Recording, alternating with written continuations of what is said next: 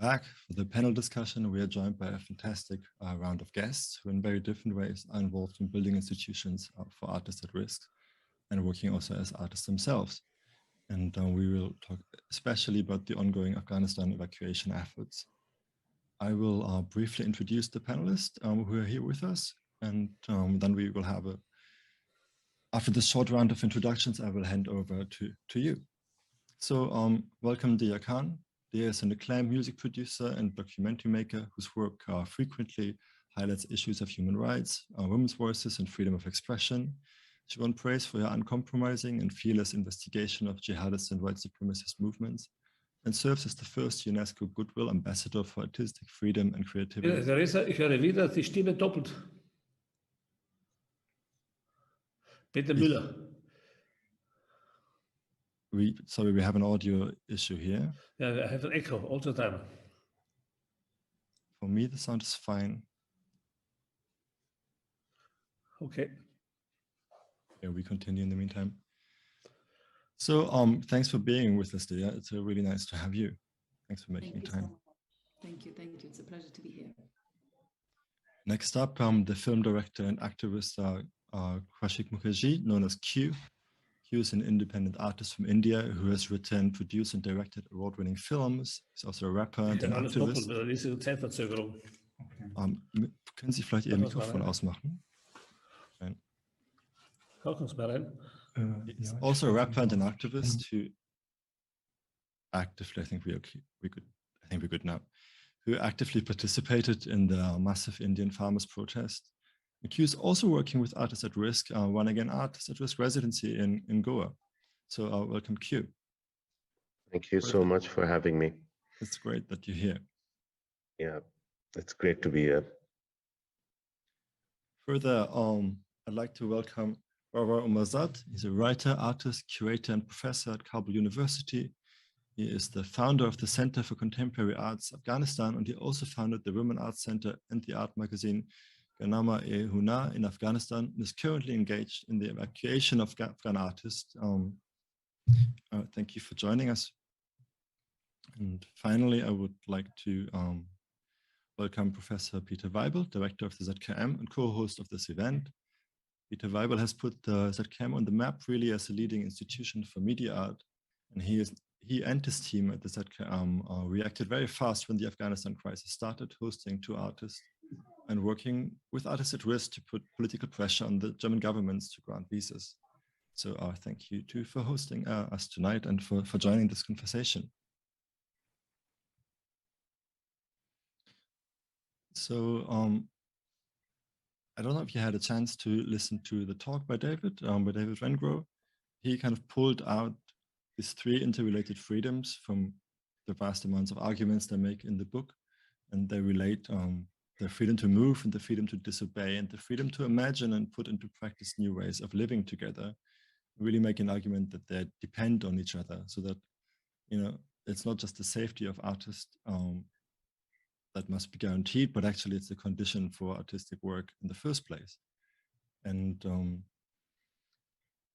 so I wanted to run this panel a little bit by starting personal statements from you. And I guess because all of you are working, you know, to actually protect artists at risk, they will lead on very nicely from, you know, the freedom of movement and the freedom to disobey. And with that, I would like to hand over to you for your introductory statements. Barbara, would you like to speak on the current situation of Afghanistan? Yeah. So, thanks from Artists at Risk for this symposium. I think it's a good moment for me to talk about the present situation of Afghan artists and related issues. In Afghanistan, after 1978, an imported and imposed ideology of Soviet Union's socialism, freedom of expression, and artistic creativities were attributed to imperialism, and now to the opposition or against religion or Islam. While none of these claims are true, Democracy was one of the slogans that eventually led to the re-emergence of the Taliban as a force for peace. And now the people of Afghanistan, especially artists and women, are most victims of this imported and imposed peace. But unfortunately, some of the countries whose troops were led by the United States for around 20 years in Afghanistan to fight against the Taliban didn't accept and save any Afghan artist at risk, which was disappointed. As far as I know, Germany, France, and Portugal has evacuated Afghan artists at risk more than any other countries. In this regard, I would like to say that a list of Afghan artists at risk was handed over to the German government, and a number of these artists has been accepted for asylum.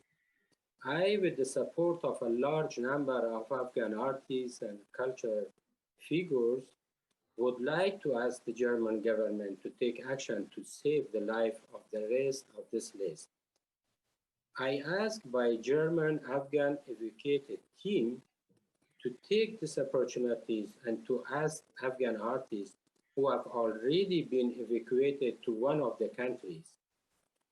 If your name is on the German government asylum application list, please waiver your asylum application from the German government. In this way, you would give the chance to the artists who are still living in Afghanistan in a extreme security and economical threats.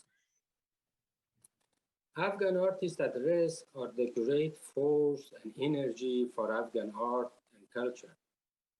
After migration of this, the artists, if they are forced to continue their life with non-artistic work and become inactive in a way in the field of art, in this case, Afghan art will lose a great force and energy. This means that two parallel currents inside and outside the country threaten the future of Afghan art. To prevent these parallel threats, Afghan artists in abroad should be given or should use the opportunity to upgrade their capacity by gaining new knowledge, experience, and artistic creativities as a major force for revival Afghan culture and art, its development, and played an important role, especially in the post-Taliban era. We Afghan artists should express our gratitude to those who effort the evacuation and saving Afghan artists at risk. In Germany, Mr. Michael May, the lawyer in Berlin, Mrs. Elka Grun, the director of contemporary arts in Frankfurt, Dr. Julia Dragnavi, the director of German Academy in Rome, Villa Massiumi, Yama Rahimi, one of the active members and talented artists of CCA, and he also became well known in Afghanistan because of his activities of supporting Afghans to bring to Germany. Academy der Kunst, and it is director, Professor Janine Mirafel. I am sorry for if my pronunciation is not good. Sarah Nabil, Afghan talented artist, art activist, and woman rights founder, defender, Professor Klaus Peter Huss, Luftbrücke, Kabul, Mrs. Teresa Breuer,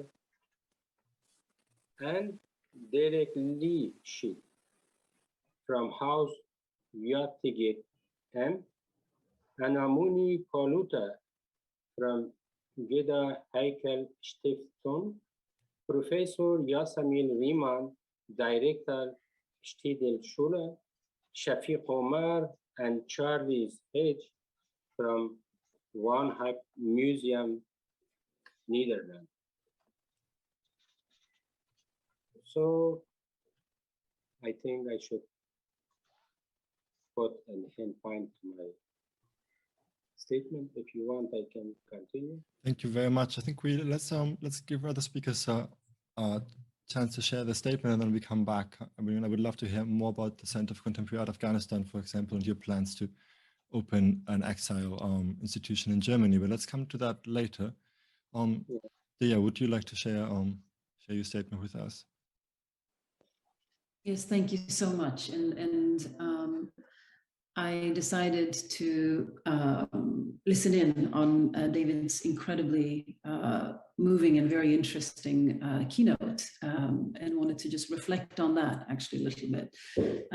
I think that, you know, I always speak about our kind of outer freedoms as artists, our outer conditions to be able to create with the support and the safety to express, to imagine. But I think what is consistently under threat, and one of the things that we don't really speak very much about, is this the inner part of it, which is the imagination, which is the self-censorship very often as well, which is hard to see. You know, I always used to say, and it hurts my stomach, the fact that we are still at the same point, or we have returned to the same point. I've always said that when the Taliban came to power the first time, they first silenced music, and the second thing they do is they make women invisible in the public space. And here we are again.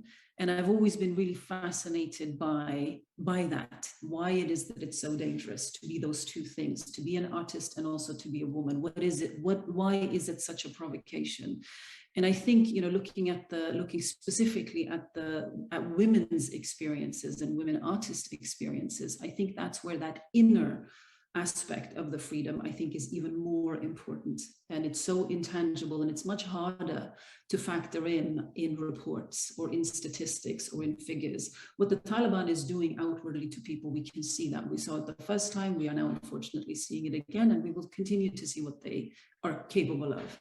But what I think happens to women, not just in the Afghan context, but I think the women artists in general, is the forms of oppression and restrictions and limitations and the suffocation, I think, that a lot of women artists face comes from every sphere. It comes from the home, it comes from our culture, it comes from society, it comes even in our interactions with institutions or the media itself, how we're spoken about, how we're related to. So I think that it was so beautiful what David said, you know, speaking about communities of care or structures of care, and I think you mentioned it as well. I think that is what we desperately need now even more. And I think there are some specific needs and focus that I think women artists actually are desperate for, across borders actually, that we seem to always leave out, which is that we not only face the very same oppression and violence and risks as our male counterparts do, but there is the threat of sexual violence. There is the constant threats online as well, no matter where we live. So I think a focus on that is important, and you know, creating communities and networks of solidarity and caring. And you know, very often women can't, what was it that David said? That, you know, freedom, if the freedom to move away isn't there, then the freedom to disobey, you lose that. And I think that is the reality of a lot of women in a lot of different communities and a lot of different societies. And I think that is where that layer of self-censorship comes in, that it's not even worth it very often, because your own brother can turn against you in some cases. So I didn't want to speak for very long. I just wanted to quickly reflect on some of the really important points that David had made in that sense, and just looking forward to continuing the dialogue. Great, thanks, Deeyah. Actually, I had made a point that frequently point out that women are always the first victims of all sorts of oppressive regimes. And yeah, I think it relates to David's argument about the conflation of care and violence, you know, this confusion between the two. So let's return to that later and how we might take it on board while thinking about building institutions. I would like to invite Q to share your thoughts with us. Hello, everybody. I'm a filmmaker from India. I also happen to have just started AR Goa, which is a new chapter, and we are all very excited. We have our first resident. I will talk about him in a bit. I just wanted to, take this opportunity to talk about India a little bit and an overview of the situation there, because mostly we look at always, situations which have gotten out of hand. Here, it's a developing situation. It's getting out of hand, and slowly we see the all the parameters that set these kind of things in motion being in play. I also enjoyed David's keynote a lot, and I'll keep to the idea of the three freedom structure. So the freedom to move was, I think, something that was in the air since 2014, when the tendency for fascism sort of started developing. We also underwent massive economic plunder over the last 8 years. Through various policies, there was enormous loss of livelihood. There was a devaluation of our GDP, of our entire net worth of our country. As you can remember, India was a solidly developing nation in back around 2010-11. So quickly we turned into targeting minorities and thinkers, and just to take a leaf of what Deeyah said, the targeting of women is, I mean, we see this today in Karnataka.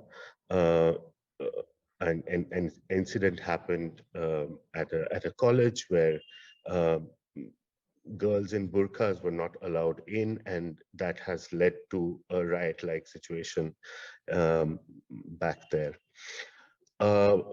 In the middle of all this, there was this counter movements that were happening, and this was to counter certain regressive policies about migration, about refugee control.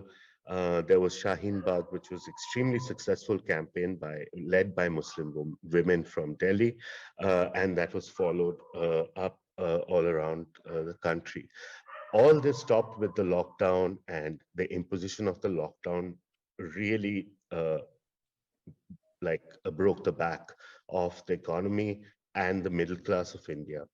The lower classes were left to themselves, and they had to just get back home somehow. They could not. There was a massive crisis. This resulted in the farmers' movement, which I have spoken about in an earlier version of AR. This farmers' movement is the first social movement that has actually been able to stop the government from changing that policy. So here is the beginning of the disruption. The disruption is actually in the art circuit being created much more by comedians and cartoonists and comic book artists in India than the traditional artists. As you well know, India has a huge entertainment industry, and this industry, which manufactures content and pop culture, it has an engulfing engulfing monster. It eats up everyone and everything. These fringe artists have been somehow keeping their integrity alive, somehow staying alive because they're being persecuted on a daily basis. There's a comedian called Munawar Farooqi, a very young comedian who was jailed for 3 months for a joke that he did not even tell. So things have come to this kind of a situation where you see that has happened in Russia possibly 10 years back. So humor as a weapon and fighting algorithms is something that I myself have been extremely interested in finding solutions to this, and I was listening to earlier sessions where institutional shifts of how we see this resistance being built and a global community and a global support system to develop is extremely crucial at this point. This is which brings me to blockchain, because I've been extremely impressed by the social possibilities and the ramifications that the technology presents to us, obviously, with hygiene that we'd have to bring to the table. And if we don't move and make our ecosystems right now, we will again be playing a part to another ecosystem run by some other people. The imagination is really to build an equitable marketplace more than anything else, because art and its value is highly marginalized, and it is a top elite that really take up all the value, even in this kind of changing digital art setup. And I've been having really interesting talks with Ivor and Marita about the possibilities that we could present to artists who are at risk to produce and publish and mint, and how to find solutions that could be more sociable rather than equitable, rather than profitable. It's to build long-term value for a community of artists that can live together on a blockchain. Thank you. I have a lot of questions and I'm looking forward to coming back to you. But before that, I would like to give the word to Peter Weibel, and I hope to hear about ZKM's experience with artists at risk and the current Afghanistan crisis. You're on mute still. Your microphone is muted. There should be, it looks like it's muted on Zoom. So if you go to the bottom. So now you hear me? Yeah, that's perfect. Yeah. I would like to apply three types of freedom of his lecture on our institution. He said precisely, he's not so much talking about individual freedom, he said he's talking about social freedom. So I would like that we all together investigate how much freedom we have in institution. For example, he spoke about the freedom to move. He did not mean to move from one country to another one. Yeah? I think what he meant, and I learned from his book, it means also to move for one's own community, yeah? To embed on one's own community. So it means we, the museum, we are part of the art system. Yeah? This is our community. What happens to us when you move away from this art system community? Yeah? You can think, we can discuss the answer. I know the answer, but this is precisely the movement, the freedom to move away from the art community is dangerous there. Yeah? Then the next question was the freedom to disobey authorities, or to freedom to disobey orders. He did not mention what he wrote in the book. He wrote in the book without consequences. This is the point. You can easily disobey orders, but then you're fired. Yeah? So I always say, in the communist system, when you disobey orders, you pay with your life. Yeah? In our capitalist system, when you disobey orders, you pay with your job. This is a big difference. It's much better to lose your job, but instead of losing your life. So even here we see it's not much, we have not much freedom in the art system. And the third point, he was speaking about the freedom to imagine, to imagine new rules. And this was even missing in the lecture of Wegener himself. He talked about our civilization, and he said it is built on economics. This is a model of capitalism. No? If it's true or not, is another question. But he said our civilization is built on economics. And then he praised the Aboriginals because civilizations is built on symbolic orders, visual orders. He did never mention in the book that we are looking for a civilization which is built on the search for knowledge. Now comes the point. My institution, we are interested in the search of knowledge. This is precisely, normally in the art system, it's not the search of knowledge. This is more or less something of science. We accept that science has an order who is looking for knowledge. When now you start in a museum, as aliens, with science to look for to search for knowledge, then you get into trouble because the mass media don't speak about you. The mass media want exhibitions about painting more or less from 19th century. When you do something different, then you have to pay with consequences. But the most important point is the following. How much freedom do we have to substitute politics? We hear the blames, correct blames of Afghanistan artists. Yesterday, we heard wrong blames about the problem of Afghanistan artists, which are nearly to be killed and to die. I'm one of the institutions of many in Germany who want to accept. We invited the government. We wrote the government letters in Germany. We would like to have many artists from Afghanistan or from Pakistan. We give some artists residency.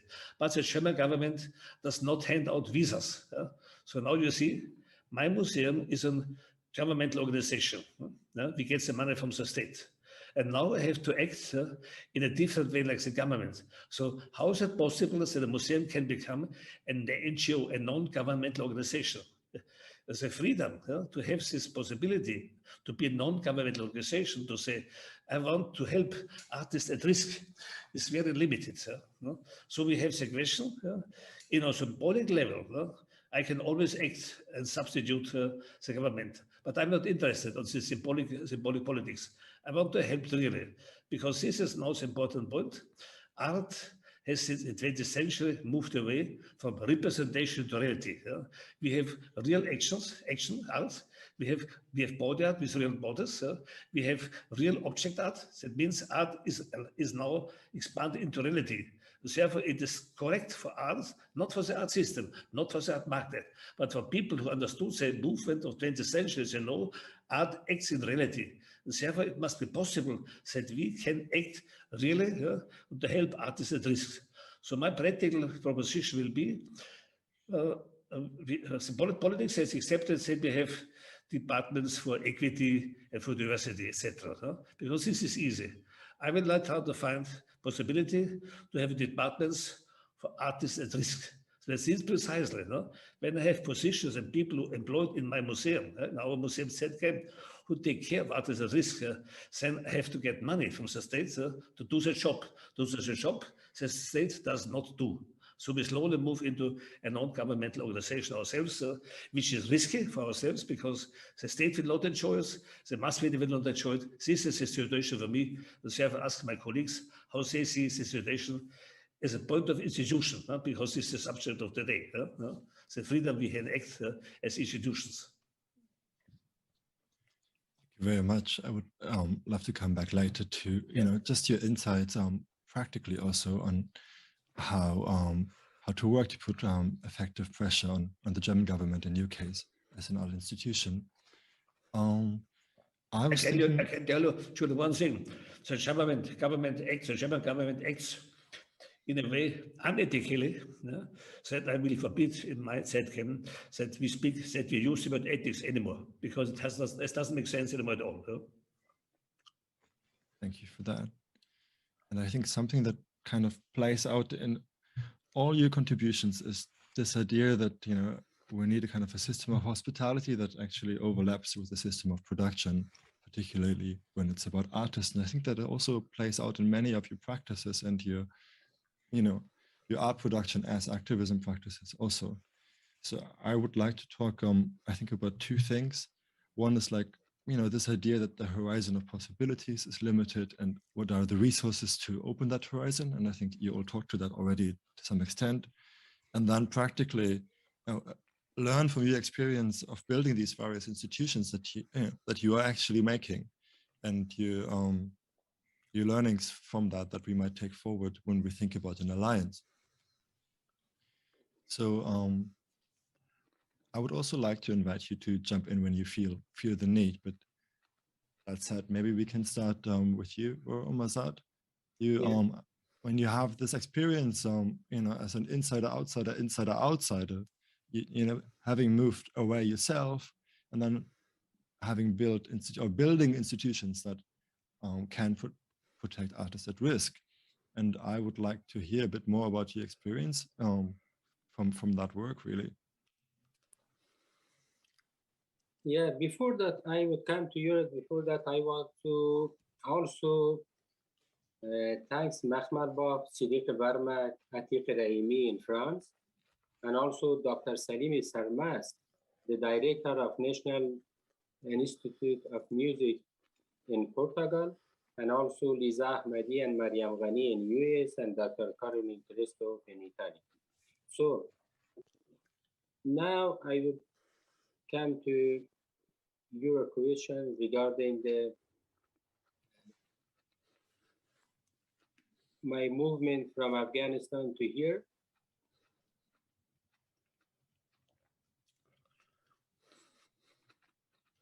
Yeah, please. Yeah. So, as most of the Afghan artists, after 15th of August, everyone was trying to come out, especially the artists who were at risk. And I was one of them. And then finally, I'm here.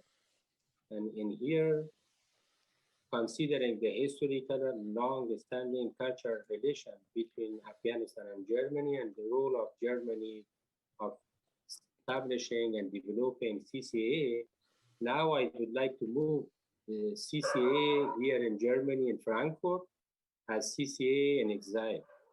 Fortunately, 14 members of very young, talented artists of CCA has been accepted here in Germany. And they're moving from Kabul to come here. And also 6 of these students has been accepted by University of Art and Design in Frankfurt. I would like to thank again Yamaraimi for his effort in this regard. And we hope that the rest of artists, especially the women artists whom are still living in Afghanistan with very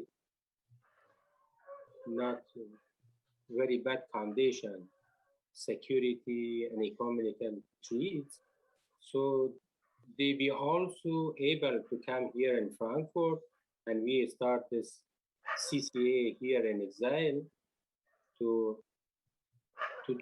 continue our activities here, and it would be a very good message to the world. Also, we have another example of an Institute of Music in Afghanistan with 280 students and teachers. They moved to Portugal. Hopefully, in France also, we will see some strong movement, like in the field of cinema, because most of the people or most of the cinema artists, they are in France now. So this is the future plan of me here in Germany to active this center again with its artists and teachers. I think you have some dogs around. We have dogs on some channel. Please mute yourself when you're not talking. Thank you, Mazad. I think this really made me think about a question that came up yesterday that we maybe can take forward later also. The question, that there might be a case not just to support artists at risk, but also to support art institutions. In this case, for example, the Center for Contemporary Art Afghanistan in exile that you just outlined, that might be an effective strategy actually of helping not just one artist, but networks of artists. So thanks for sharing that. I was wondering a little bit regarding this question of widening the horizon of possibility. I mean, this of course is what artists do anyway. I was thinking during Van Gogh's talk, so to expand the social imaginary and what's possible. Maybe it's also because of that skill that they're often targeted. So I would like to invite you, Deeyah, to talk to that a little bit, to this, how it plays out both in your artistic work, but also in your political work, and how the two interrelate. And I was particularly interested. I mean, you have been really acclaimed for your what's sometimes described as extreme listening or empathy. Yeah, this idea of working with the enemy and to, as you put it, I think, looking for a crack where humanity can shine through in the darkest places. And I understand that you're also doing that kind of work through Fuse, an institution that you're building yourself. So I would love to hear, the idea of listening as a way of opening possibilities and how that's working out in your practice and in these institutions you're building. Thank you for actually asking that question. For me, so I started my training started as a musician. So in music when I was about 7 years old. So I studied North Indian classical music for a very long time, which is because I've had to think about this aspect of listening a bit more concretely, and that is a classical form of music that is based on listening. It is not a form that is based on reading. So I think listening is something, and practicing listening is something that's been a very sort of core part of how my sort of skills or creative work is developed.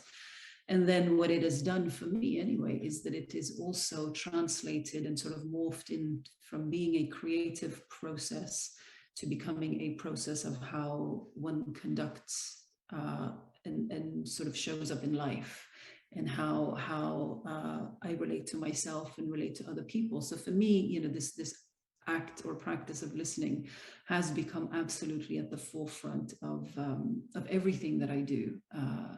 And part of it is also because, when it comes to stories or it comes to any kind of artistic expression, there are so many voices and so many points of view, so many feelings and experiences that are left out from who gets to participate in sort of creative work that is experienced by larger groups of people. So creating Fuse, which is both an arts and a media production company, that has been very important to me, is to try to bring voices that are marginalized, voices that are typically either overlooked or ignored or marginalized intentionally for whatever reasons, to try and find those voices and try to support and nurture and encourage and sort of build at least a platform and a way for artists or creative people like that to sort of have a starting point. So, but it's very difficult, as all of you know already. It's very difficult to try and be in the space with the things that are changing as fast as they are. Just last night, I got 3 very, very desperate letters from 3 actually Afghan musicians, 2 who are still inside, literally inside, hiding, not going outside their house, and then 1 who has made it to Iran and will be expelled in a week. And it's just, what do we do? And the futility of our institutions in the countries that we live in, and their either inability to do something, or their apathy around some of this, or their kind of lack of appetite or willingness to realize that we have to do something, and going back again to kind of, communities or networks of caring. I think what I really miss, on one hand, I've seen it a lot, since August and what happened in Afghanistan, that you see this global community of groups and incredible people coming together, doing whatever we can in the middle of the night and all hours of the day, trying to kind of be supportive. But at the same time, it also sort of is heart-wrenching, because you realize, is it just us? Is it just this kind of scraggly group of weird people everywhere trying to do this? Why aren't there systems in place to deal with this. All these organizations that are massively funded to be these spaces of creativity and be the spaces of, you know, sharing of ideas. Where are they? You know, what good is that money if you can't use it when people actually really need it? What good is your access to power and your access to decision makers if you can't now put forward the cases and the plight of artists, not just in Afghanistan, obviously that's the most acutely kind of bleeding place right now, but as Q said, you know, India, you know, Ukraine, I mean, there's so many, Belarus, there's so many places in need of our attention. So why don't we have stronger global networks and systems in place to be able to respond when artists need us in this way? Because what we lose, as our colleague from Afghanistan was saying as well, what we lose is we collectively lose we lose this, we all lose this. By losing these artists, it's not just Afghanistan losing, it's all of us. We lose our collective art, our culture, our talent, our stories that should be told, and the poems that should be written, and the songs that should be sung. We lose that. So we become poor as societies as a result. So I forget your original question, but what really, really bothers my heart is where are we in the time of need of our colleagues? Where are we? You know, and of course, many of us are trying. So I'm not discrediting people that I know are passionately working day and night. But where are the systems? Where is the bigger sort of force and push to push with us? I think that was actually a really amazing pledge that brings us to the core of this session, really, because the idea is that our conversation will inform the working meeting after the event, you know, which will be very much about hands-on strategies. So I would love to hear from, you know, the various positions you're in and the various kinds of works that you pursue to make a difference. What is it that you feel is most missing?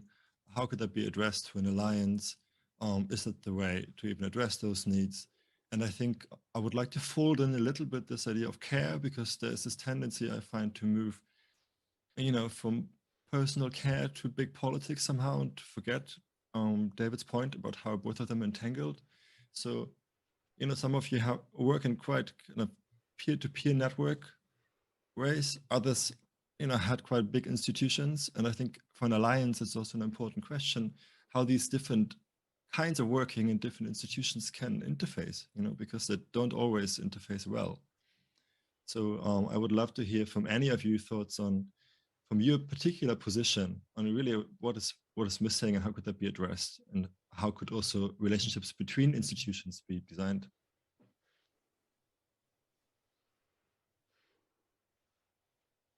Are you asking? You're asking anyone, right? I'm asking anyone, and I think Peter Weibel was wanting to speak. A main decision by an art institution like a museum is always which cause are you following? Yeah? And our decision here is we follow the artists. Yeah? We do not describe what artists should do, what most museums do, and then judge them to the fit in the program. We are directly in our program following the artists. And when we see that artists act politically, why not should also the institution act politically? When we see that artists act scientifically, why not should also institutions act scientifically? That means the book of Wenger and Kramer was to see when we have a past which could be much more different than we have assumed, that we also can have a future which can be much more different than we assume now. That means he's asking for a much more free future. And I think this is an obligation for an art institution to work that artists have a more free future, be it politically, be it economically, be it aesthetically, and that we guarantee this free future for artists wherever in the world. Therefore, for example, ZKM did already 7 years ago, we did a big show called Global Activism. And I give you a strange example, because this is what I also ask for the museum. In this global world, we have so many questions not asked. We have so many unanswered questions. I give you an example. There was in London, on the Parliament Square, there was Mr. Hawke, who was protesting against the Prime Minister of England Deeyah. Maybe you remember. Deeyah was moving into the Iraq war together with the United States of America. And this Mr. Hawke was protesting against Deeyah. He wrote, for example, an anagram called Deeyah is a liar. An anagram means you shuffle the letters and generally liar. And day by day, he moved, he protested with his pictures about the atrocities, etc. So at the end, we had about hundreds of meters protest to Parliament Square. And the police could not move on the way because there was a law. Said they are not allowed. Then the Parliament made a law to move away Mr. Hawke. So 70 policemen came to destroy the artwork and the guy. And there was one person against 7 politicians. And he had to move to Germany because he had cancer and he died in Germany. But now comes the point. An artist reconstructed his work for the Turner Prize, for the competition Turner Prize. And this is not funny. He could reconstruct the work by photographs and documentation, and he got the Turner Prize. This is strange. The man who made the original work in reality had to go to prison, had to escape. And the person who did the same work, declared as art in the symbolic order, got a prize. This is something not correct. This is precisely also one of the many basic axioms. Another axiom is, why do soccer players, which we do not need, we don't need these games, why are they millionaires? But the people who work in hospital, for sick people, and we need them, earn nearly nothing. So what we have in front of us, we have an ocean of not asked questions and not solved questions.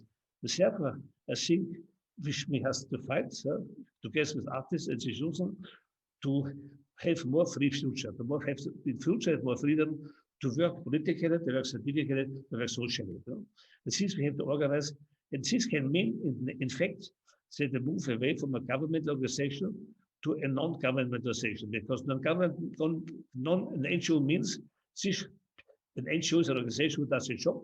It should have been done by the state, but it's not done by the state. But this is one of the central arguments of the book by Bengal Graver. The idea of the state, this is really the main argument, is wrong. It's a wrong history. The future is not down to the state. And this is precisely what happens in art all the time, that we think we have to depend on the state. I fight in my museum with our team not to be dependent from the state, even when the money comes. And even more, not to be dependent from the media, from the magazines.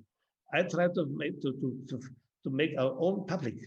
I don't want to have, as is public, guaranteed to us by television, by press.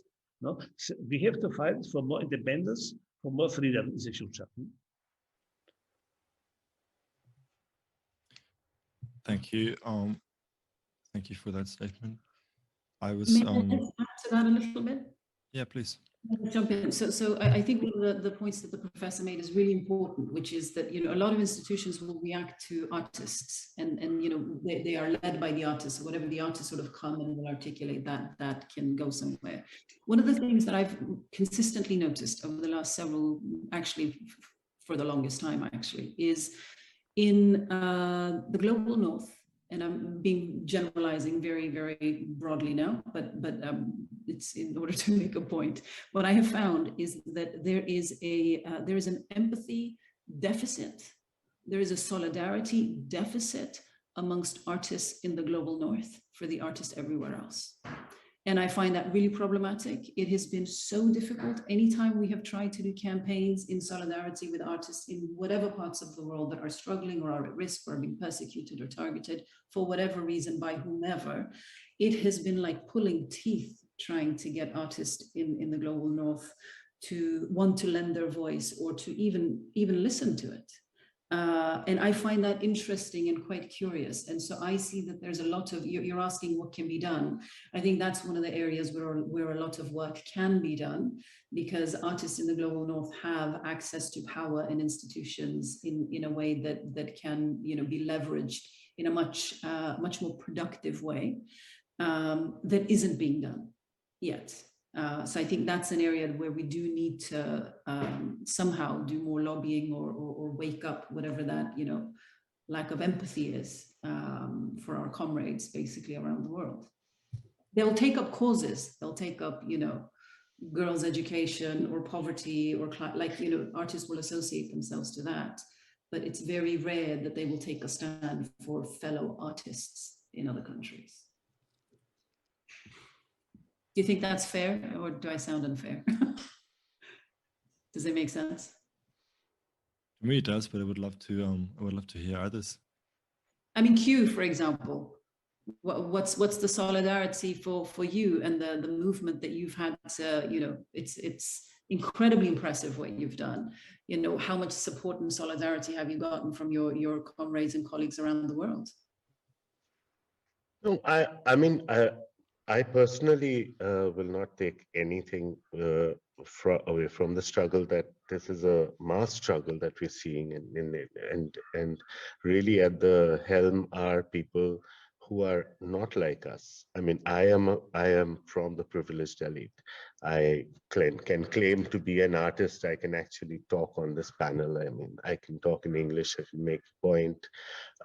I'm 1% of India, and this is what I can all do is rep the movements that are happening right now. But I agree with you. What you're saying is the apathy of a global apathy. But the only issue here is that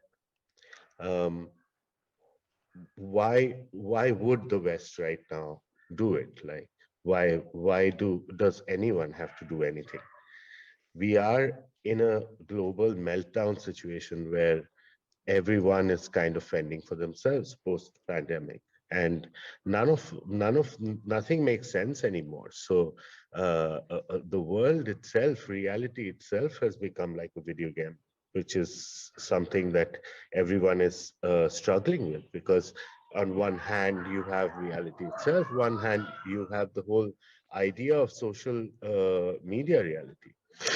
And this is where, you know, just to come to Julian's original question about the ideas and implications, and what are the challenges right now, I could possibly, you know, make you you know, share this with you, and let's see if there's any merit to discussing it this way, that there are issues that face us, which are censorship issues. When you are an artist and then you are trying to say something and you're not being able to say it, then there's the concept of the digital identity itself, where censorship also means, in a place like India, a whole state like Kashmir being shut, internet being shut down there, so that people cannot actually talk to each other or swap any kind of information. What was being swapped in this case, very important, were memes, were visual jokes about the regime, or with political innuendos. Those were traveling the most, and this takes us to the next point, which is the concept of the digital identity of the artist who's uploading these things on the internet and therefore becoming vulnerable. And the third is how to spot the artist, because again, in a place like India, we can talk about me or somebody else who are artists who have Wikipedia pages, but we are talking about memers from a tier 3 town in India who have a stunningly original piece, a piece of thought which has been put down in a form which we possibly don't recognize as an art form right now, but is a developing form of telling stories. So I think these are the 3 points if we can look at, and then various degrees of difficulty is what they will, in a regime which is completely anti-art and anti-everything. They will have certain challenges. In a place like India, which is growing tendency to block everything independent, and voices that have non-majoritarian views will be blocked. So I'm very, very interested in understanding how we can all come together instead of looking at each other, like even within India. Like I would like to know how these memers can come to AR, for instance. How do they even know that AR exists? That's the crisis, right? How can we make this so easy as that? How do you know that, oh, I am not right now an artist, you know? I can claim to be an artist. Most artists in India can't even do that.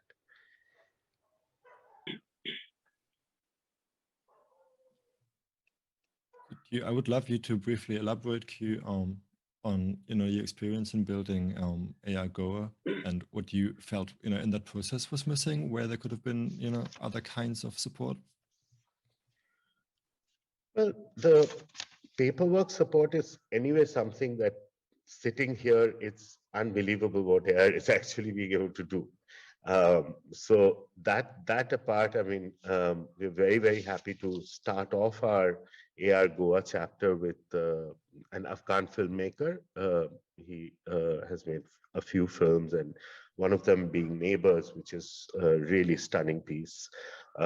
His name is Ahmed Zubaid Farkand, and he's very happy to come here right now because Goa is like really a paradise in terms of when he was a refugee in Delhi, and cities are harsh on everyone in Indian cities, and if you're a refugee card holder in Delhi, it's really the worst caste that you can belong to. So, and there's an anti-Muslim sort of general tendency in India currently. So we are very happy to host him. But before that, we couldn't manage to bring Zubair from Bangladesh, which is right next door. We could not get a visa for him, and despite trying over 3 months, he was under enormous threat. And we failed to do that. So this is the thing. I mean, right now in only 4 months we have like 2 cases, and it's a 1:1 ratio. So that's great. I mean, if you ask me. So obviously there's some merit to the system that is in place. I think more access to information and knowledge would be something that we could do much more quickly and potently than actually bringing people out from systems. But if they at least know that they can use digital firewalls, if they know that they can, not give up their identity easily, these could be interesting weapons that an artist or a would-be artist could employ to still talk about political messages. Thank you. I think that's the theme that really comes up in this panel, but also that came up yesterday already, that it's not always about getting out, but there's a real need for structures of peer-to-peer dialogue, communication, and linked to really ways of producing and showing work. And so I think that is a big one to take on board.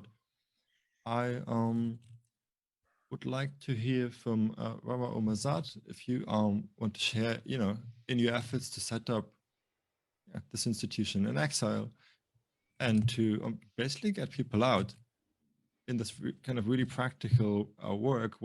Where do you feel there is, there's just gaps in support that an alliance could potentially address?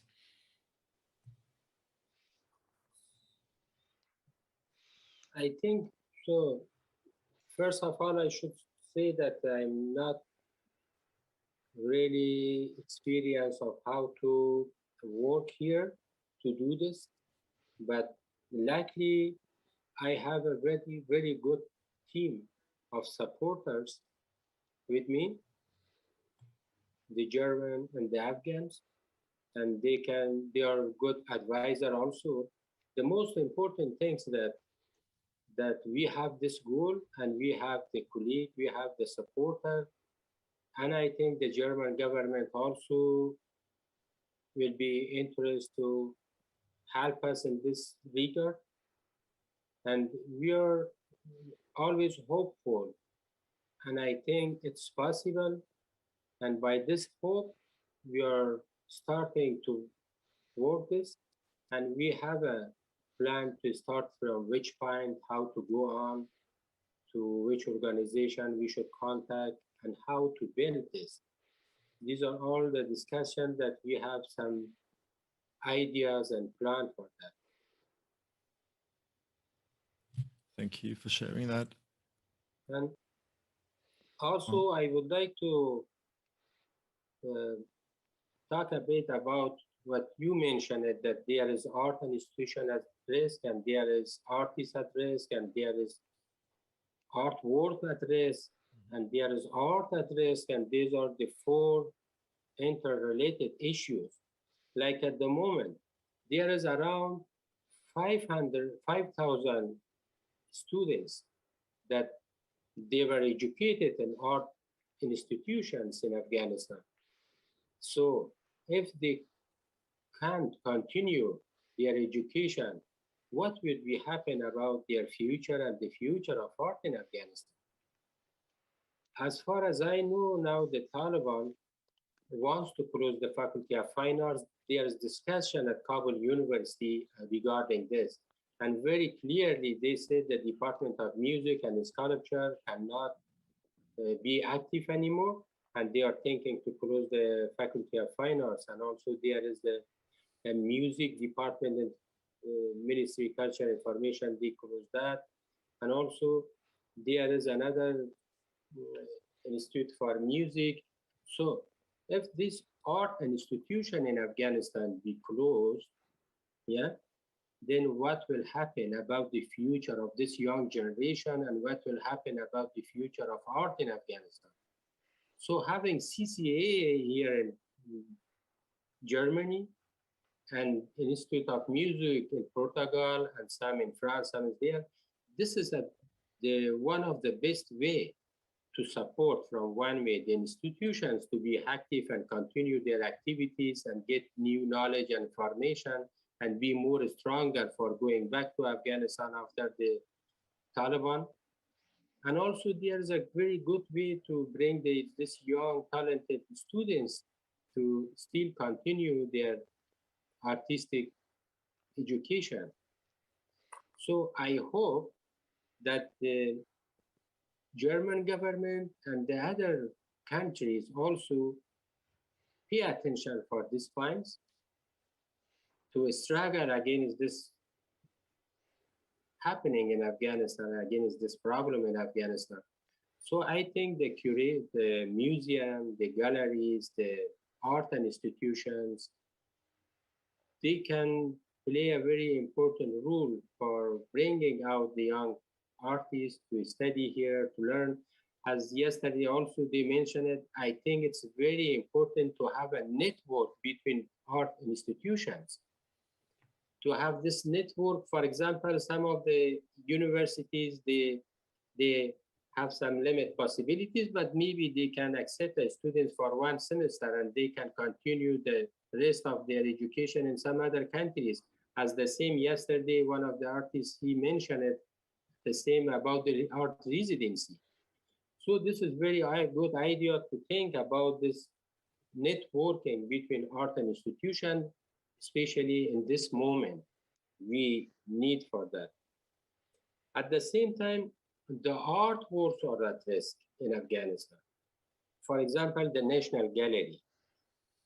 I get this information that last week, the Taliban wants to destroy some painting from National Gallery. So how we can take out this? It's related to the government. It's a very difficult question to ask, but in a way, we can think about it. It's the same about the National Museum. It's the same about the Afghan Film Archive, and it's the same about National Archive.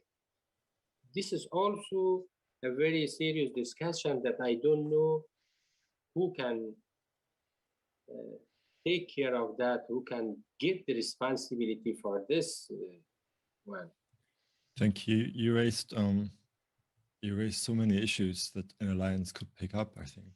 And yeah, I'm just also really touched by this notion of having an institute in exile that, yeah, I can just thank you for sharing it, really. I would, at this point in the conversation, I would like to play a video statement by Claire Farrell, co-founder of the Extinction Rebellion, because I think it brings some important points to this conversation, especially in relationship to the crisis of solidarity that Deeyah mentioned. And with that, I would like the video statement to be played if possible.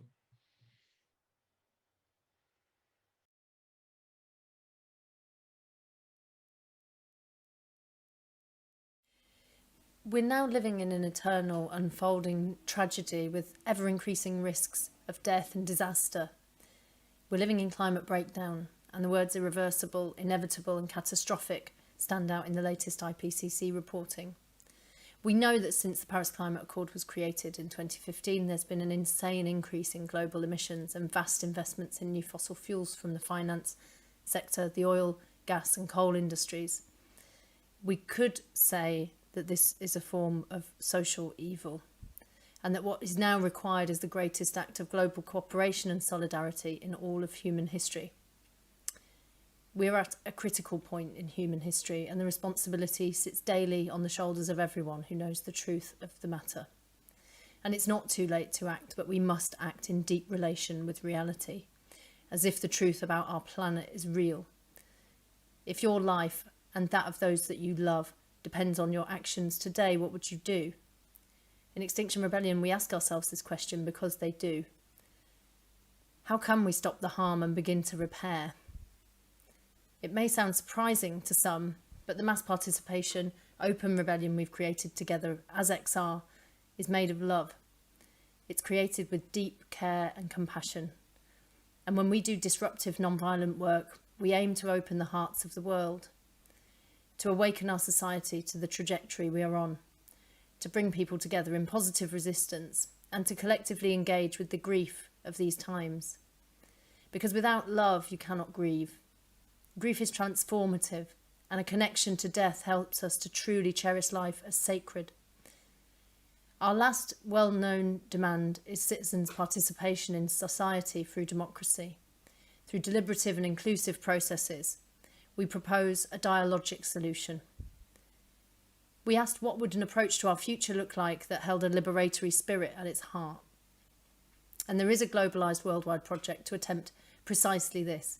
It's called the Global Assembly, and it uses sortition, a lottery-style selection process with stratified final selection to find citizens from all over the world, and then invites these people to meet, to become informed by experience, knowledge and wisdom, and to discuss the most urgent issue of our time, which is to act as swiftly as possible against the catastrophic breakdown of our biosphere. For nations to come together and truly address their own issues and those of their citizens requires a radical opening up of the conversation about what it means to be a human being, what it means to be alive, why we're here, and what we want to think and feel on our deathbeds. We need to become enchanted with one another and for all of life on earth. But how can we love one another if we never meet? This is also a way of connecting people in their own power, because we know that a terrified and traumatised public who feel no sense of agency can be easily encouraged to vote for fascists. So finding ways of powering each other up has become an urgent task. The structures of political and corporate power today are favourable to those with psychopathic character traits, but the average person on our planet knows quite well how to share, how to care for each other, and how to negotiate life's difficult decisions. Participatory politics and a dialogic culture are a key to healing whilst we find a way forward, a form of social technology and innovation.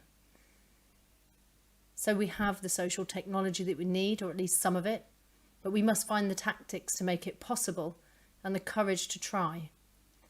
So I invite everyone to join in rebellion, to demand to have a say in our collective future. We're more powerful than we think, and there are ways forward, but we must come together to reclaim our humanity. The writer and academic Theodore Zeldin once wrote, "In all the times in history that violence was avoided, curiosity won." In a society with a self-terminating system, curiosity, empathy and compassion become necessary survival skills. But we need institutions to help us to embody them.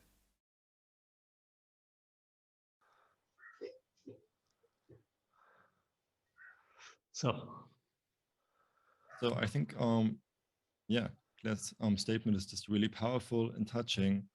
And I think both opens up our conversation even further and also touches upon many of the things that we have already discussed. You know, to suggest that we're facing dramatic climate breakdown. And this, of course, asked the question how the work that we are doing and that you are doing relates to these wider changes. And also, you know, then obviously entire populations will be at risk. And what does it mean to care for artists when a population is at risk? And I think the second point that she raises really powerfully that we have also talked about is this question, you know, she says we need curiosity, empathy, and compassion really as skills of survival in a self-terminating system like the one we live in at the moment. And she goes on to say we also need institutions to embody these values. And I think if we could think about both these points, like the broader implications of climate breakdown as the background for all the work that you're doing, and the question how these values can actually be embodied in institutions, which is, you know, not an obvious thing. Okay, so ZKM, as an answer to the question, has developed a program which I call biophilia. So instead of philosophy, friends of wisdom, I call it friends of life, biophilia. Yeah? So it means we have just now an exhibition called Critical Zones. Critical zones is a new science growing out from Earth system theory. Yeah? It's showing us that we're living not on the planet, we're living from and in a very thin biofilm, about 30 kilometers, 50 kilometers high, 50 kilometers low. And this is a very thin biofilm from which we're living. And this zone is in a critical condition. Yeah? So we have a big side, we have a big show with artists and scientists, with a big book at MIT Press to show the people our planet in danger. And another program is we have a future, we have a show called The Beauty of Our Life, because it's very moment when people discuss apocalyptic visions that human life on the earth could be finished. There's an interest how that life origin, what is the origin of life. And then it's a moment they have also a show called Biomedia, because I say the media 21st century will show life-like behavior. So this is my answer to the climate crisis. And then, as I said before, ZKM has two contracts, one with state artists to conserve and store their work and to show it from time to time. And this is another point. The museums do it very well for painting, but there's neither no museum in the world that does it for audiovisual media. For example, video systems, we have in the world about 60 different video systems, 2-inch, 1-inch, open reel, etc. We are the only museum in the world who has all the machines, so we can repair all the tapes which are lost. There's the only museum in the world who can repair and conserve the videotape technology. That means nobody cares about contemporary audiovisual production. And the next one is our content is precisely, we have a content as old dead artists, but there's also a content as living artists. Therefore, we have this system of the called laboratory for antique of old technological systems. We have a huge department to help artists, young artists, to save and store and conserve the audiovisual work. My answer in short to your questions.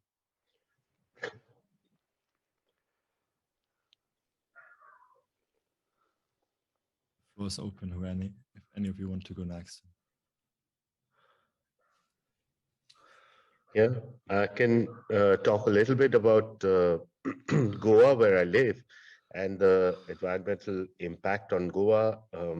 It's one of the most naturally developed states, and it has over the last 15 years developed an extremely interesting citizens protest system, led by some foundations, some institutions like Claire was suggesting.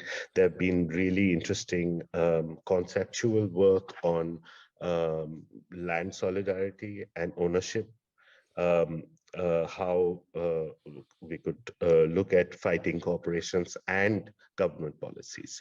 The mining companies have been stopped, railway tracks have been stopped, to be forests have been saved over the last 3 years. So it's been a great sort of 3 years and a lot of exciting news for the environmentalists in Goa.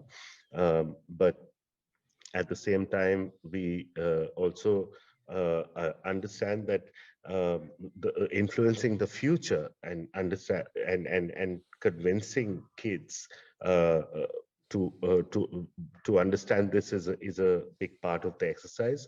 One of the things that we are doing is a video game which is built on an actual forest, where this forest is in threat of being taken over by real estate people.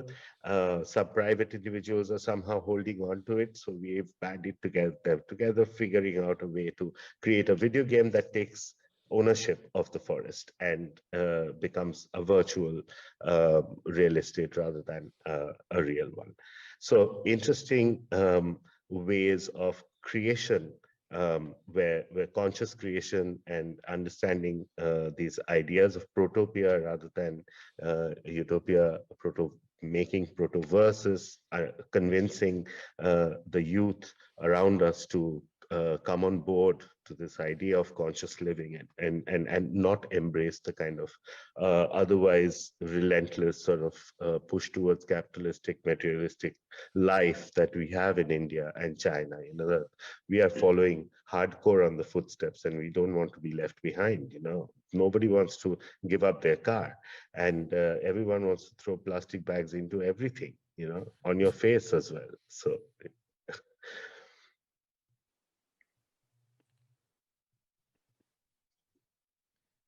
Deeyah or Mazad, would you like to speak?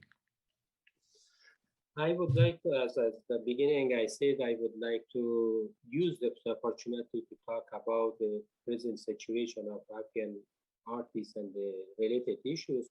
I would like to mention also one more point regarding the institution at risk.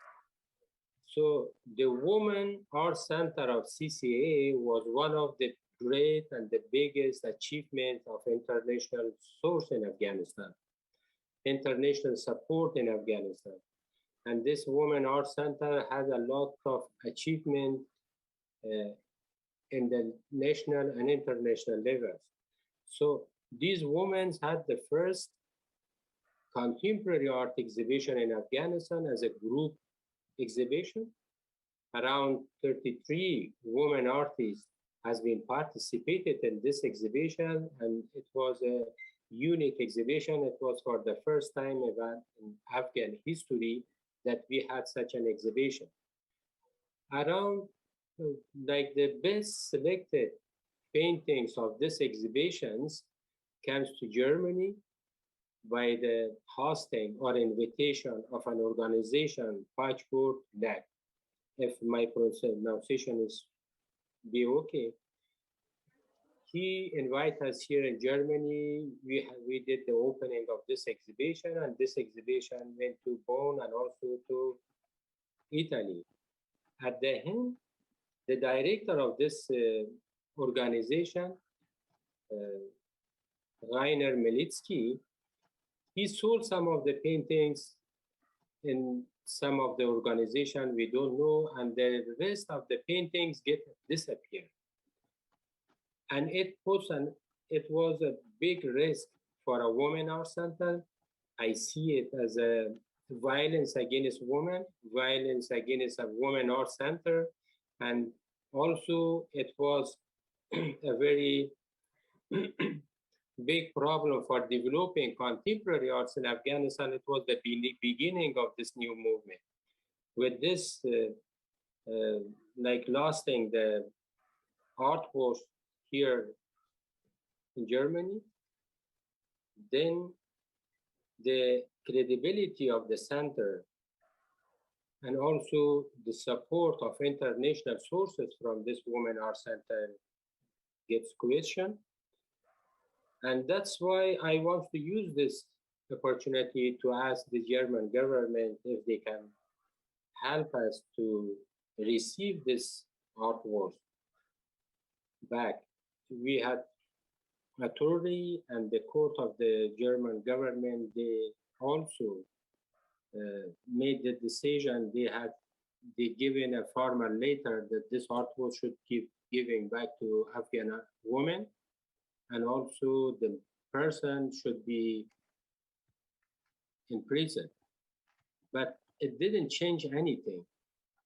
Up to date, we didn't get back the artworks, and this 2%, they escaped from Germany and they went to some other countries, and this is so this is another discussion of art and institution at risk, not by Taliban, by an art organization.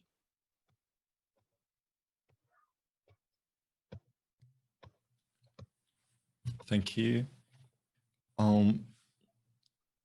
Deeyah, would you like to speak to the statement from Claire? Yeah, and I was just going to briefly also touch on what some of the other speakers also raised. I think, and actually just the last point as well, I think is really important what you said about how do we protect, of course, the institutions and the artists themselves, but what do we do with the artworks? And what will happen to them? Where are they going to go? What is going to happen to them? And I was just sort of thinking, you know, is there maybe an idea for us to try and pressure some of our governments, and you know, and hopefully that the German government is willing to listen as well, is when you send your delegations to speak with the Taliban, maybe part of, you know, a very easy ask, you know, is you know, allowing girls to go to school is like, you know, moving the sky down to the ground. It sounds like such a huge thing to do, but to ask for the safe exit of artworks might also be something that would be worth thinking about. Of course, it's hard to think about when there are people not being able to exit the country. But I think maybe there is something there that we need to think about. How can we safely bring out? I mean, you know, you've had the British bring out, you know, dogs and cats. You know, I have nothing against dogs and cats. I like dogs and cats. But, you know, this is the heritage, this is the imagination, this is the creativity and the artistry of that land that is being left open for erasure, basically. It's kind of not just a kind of an ethnic cleansing is going on, but also an aesthetic cleansing is what's at risk. So maybe there's something there for us to think about. And then in terms of the statement and the, you know, thinking about curiosity, empathy, and compassion and solidarity, I think that, you know, we would have hoped that COVID would have taught us that, you know, we have challenges as a global community, and that our responses to the challenges that we face might also be global and might be, you know, rooted in solidarity and compassion for each other, and not a jockeying for who gets vaccines and who doesn't, you know, the game that it's now become. And similarly, you know, like she was saying, you know, I think climate is is what we're all facing, and we sort of failed our COVID practice for that. But the reality is what that is going to bring is, we talked about movement earlier, the freedom to move. People are going to move. There are going to be floods of refugees. I mean, migration is not something that you can do away with. It's not something that you can vote away. It is coming, and it will continue coming. And in fact, it's going to increase. So how we learn to deal with that, how we learn to address that, and how we learn to relate to it in a way that is less destructive. And like Hugh was saying earlier, you know, to have a refugee card in India makes you the worst possible cast. You know, there's something really important there, that as an artistic community and just a community of people who care about, you know, where our societies are going, something that we need to figure out is how are we going to deal with and manage our differences? How are we going to be there and learn to be there in each other's time of need, just as human beings, and then of course also as artists and communities of artists. So I think that, you know, we're failing on a lot of fronts. And I think we're going to have to, you know, practice and build up our muscles of empathy and compassion very, very fast, because, you know, this reluctance to want to allow Muslims into the country, or brown people or Black people into the country, it's, yeah, you know, It's coming, not to terrify the right-wing populists, but it's inevitable. So we need to, other than trying to stop it and build walls, there are only so many walls you can build. We have to find another solution. And the other solution is we have to figure out how we're going to live together without destroying ourselves and each other. So that's and part of that solution, I do believe that part of the process of figuring that out also resides partly in the imagination of artists, of trying to figure out what can be some of our creative and human responses to what's coming for all of us. You know, it's you know, the climate, you know, sun doesn't choose where it will shine. You know, we don't choose that, it chooses that. So we can only respond. So we have to respond in a better way, in a more humane way. We have no other option, really. So we have to figure this out. There's no way out. Thank you. You raised so many points. I mean, one was just, I think that, you know, supporting art institution, rescuing artwork, and artists at risk. These are just closely related. And for an alliance, obviously, it's interesting to think of that as, you know, as kind of a brief, really.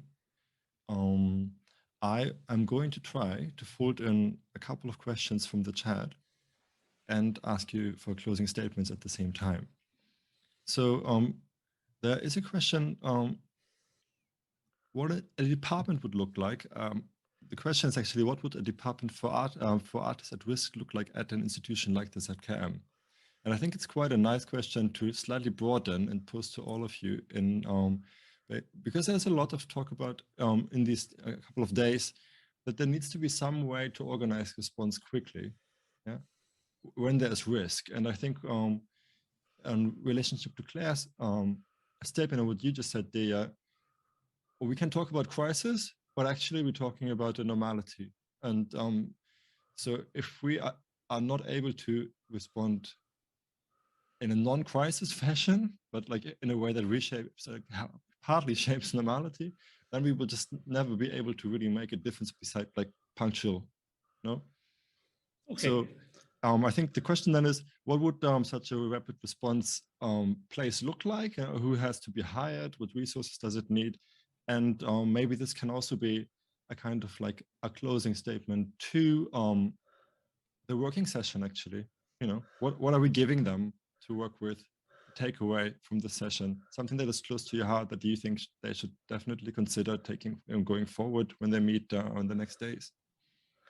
Okay, so this online symposium together with the organization Artists at Risk was organized at ZKM by the curatorial department. And as the name already says, curatorial department, these people have normally to make shows and exhibitions. So it was an extra achievement, that they could organize this.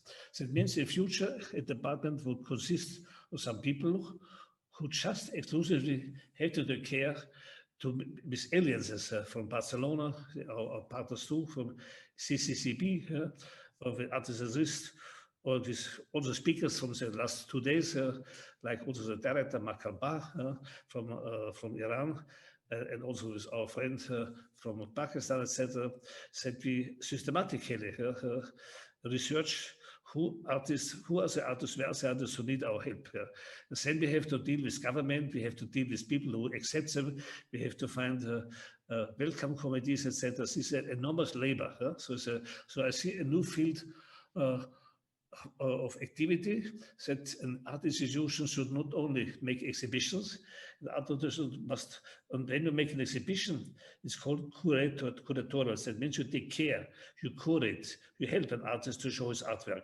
But at the moment, when we have this risk that the artist cannot show his artwork, he cannot even produce it because he's endangered, he's a priest, whatever. So you have to shift attention, not to help the artist to show his work, not to help the artist to produce his work, to help the artist himself to survive. Yeah? So when we call it the sixth, the expansion of art, that artistic activity expanded in many, many different fields. Now we can see in the 20th century, we can see the expansion of the museum, that the museum expand also in new activities. And we are living in a very critical situation concerning art on a global level. That Therefore, we have to expand the activities of the museum to help artists to survive.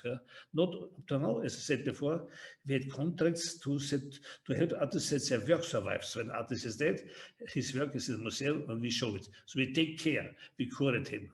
But now we have to take care and curate the artist himself so that he can survive. And then the next step can produce an artwork.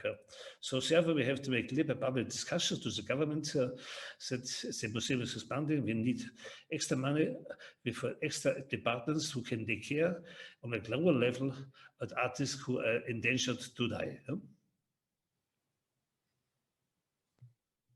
Thank you for that. I don't want to make an obligation, but any of you want to share a message to the working group, that would be really appreciated. Yeah, please. So if I could just be idealistic and wave a wand and just create an organization or fill certain needs. So in the process of working with not necessarily Afghan artists, but a lot of the women's rights activists, and then dealing with artists in other contexts. For example, I had a really long conversation with some Turkish artists recently and asked them, what is it that you needed at the time that you needed it? So one of the kind of the concrete things on the ground is when something happens. So when an artist is targeted for whatever reason, by the military, by the state, by the militias, by whoever, is instant access for an organization, for the artist to be able to contact organization, whatever, artist at risk or something, and immediately, depending on the level of risk, they can be put into safe houses and moved around, through either, we have found a lot of kind of underground feminist networks have actually helped us a lot. Then there's also human rights groups that are local and regional that can be, fortified and solidified a bit more, so that there is a on the ground path for people to move around and get out of immediate risk. So that would be number one. So strengthening that. Then the ability to get people out who feel like they can no longer stay in their country. So having regional networks and regional spaces where people can stay for longer term would be very helpful. And the visa processes and all of that is such a nightmare, but we need to get better at that because that's inevitable. And then the ability to, once they are wherever they are, if it's temporarily for a few years or for the next 20 years or for 2 months, is to be able to continue doing their work. So to have the local institutions, whether it's museums or theaters or music studios or whatever, so build networks with the local institutions to house the artists, do residencies, for example, so that their creative and artistic life can continue to flourish and grow.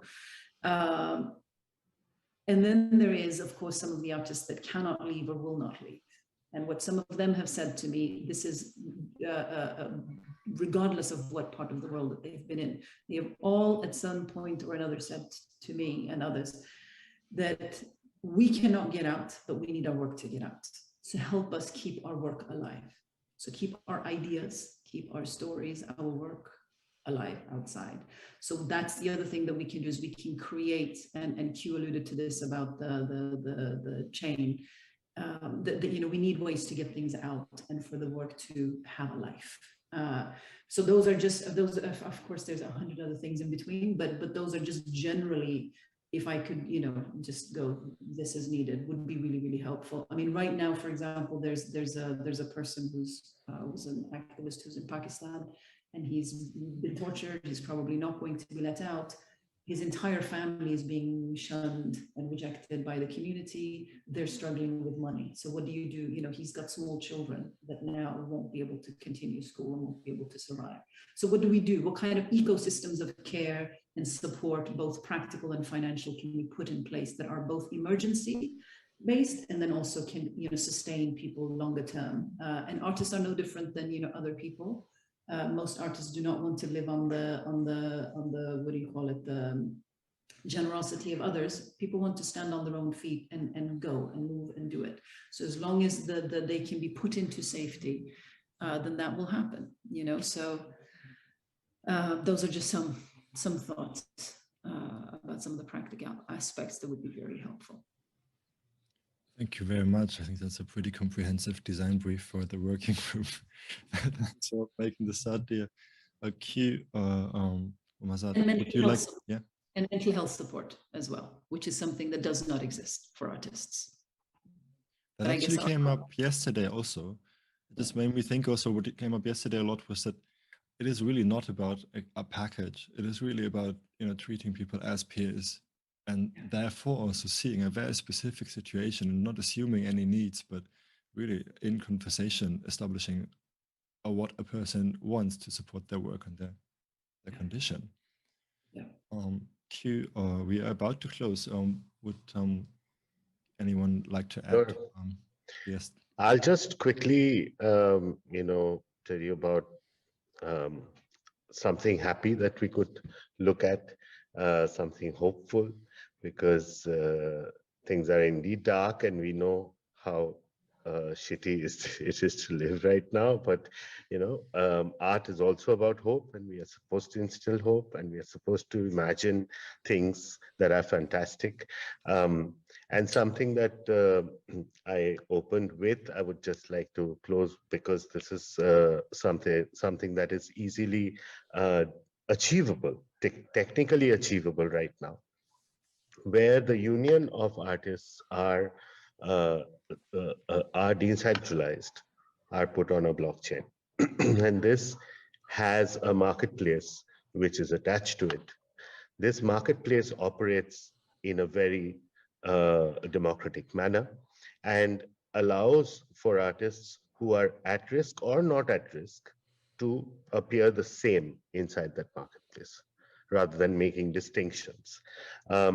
This is also going to help with the protocol of a new artist being able to find a network, a support group, and this support group could offer packaged NFTs where you could possibly upload all your artworks and get them at least the digital versions out of harm's way, at least protect our art in a certain way, which is quick and efficient. Ground support obviously is a big, we all know it's a huge challenge, and every country, every space will have its own tricks and challenges. So I won't get into that, but currently it seems like a lot of these conditional disadvantages that lie in the structures that we have in kind of understanding what art is and how that art should be valued could be looked at in a more moderate, democratic manner in this way, if we could apply this logic.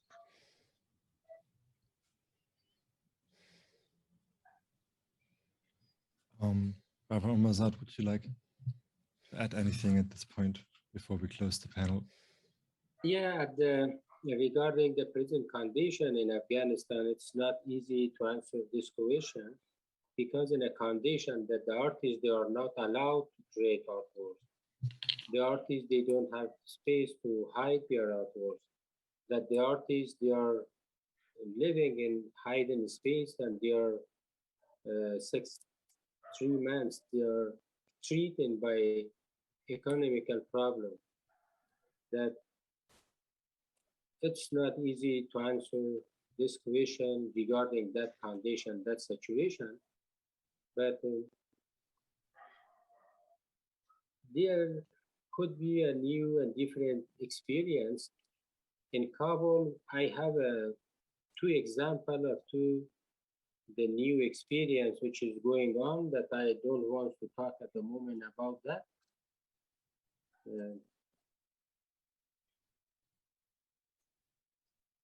I don't want to say anything else at the moment. Then I would like to thank you all. I think this, I really enjoyed the conversation, and I think it brought up some really relevant points for the working group to take forward. So thank you for joining us tonight and for all your thoughts and your work. Thank you, Deeyah Khan, Q, or Mazad and Peter Weibel for joining us. It was a pleasure. Thank you. And for me, it remains to close this panel, and we will next hear closing words by the organizers. and directors of Artists at Risk, Marita Mukunen and Ivo Stodolski. And with that, I hand over to them. Thank you. Thank you. Thank you. Thanks.